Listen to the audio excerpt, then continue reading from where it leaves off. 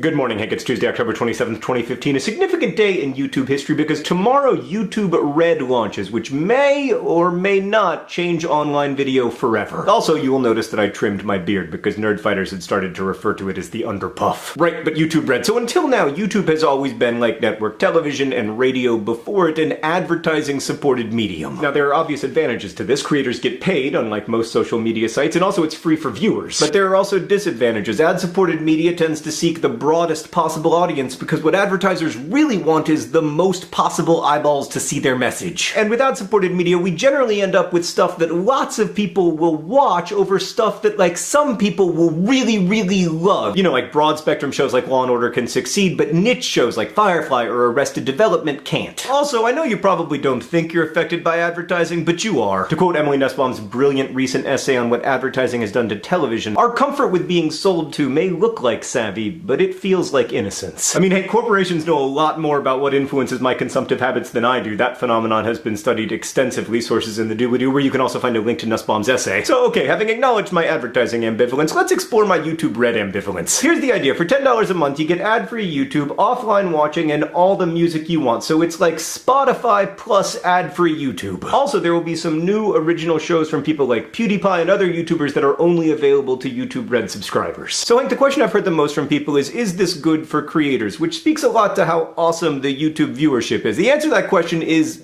yeah. Some portion of that $10 per month will go to the YouTubers you watch. I don't really know how much yet. And per viewer, YouTube Red will generate more money for creators than advertising. That said, it's like 1,000 times more valuable to support a creator through Patreon or through buying merch than through either YouTube Red or advertising. Actually, it's not like 1,000. It is 1,000 times better. Maybe even 2,000. The best way to financially support creators you care about remains directly. So I don't think that's the reason to get YouTube Red, but I do think there are good reasons. I mean, I'm gonna get it. But anyway, Hank, here's what concerns me the most. Will YouTube Red create two classes of YouTube viewers, those who can pay and those who can't? One of the things that makes YouTube really special is that at its best, it's a flat platform for both creators and audiences, right? Like, I have the same capacity to reach an audience sitting here in my basement as a major media company does. And on the audience side, if you have access to a device and the internet, all of YouTube is available to you. Now, that started to change a little on the creator side of things as production values have risen, but I really don't want it to change on the audience side. Like, YouTube is going to remain essentially the same for everyone who doesn't become a Red subscriber. The only difference is that you won't have access to these new high-budget original shows. Like, PewDiePie is making a horror show with the producers of The Walking Dead, and that sounds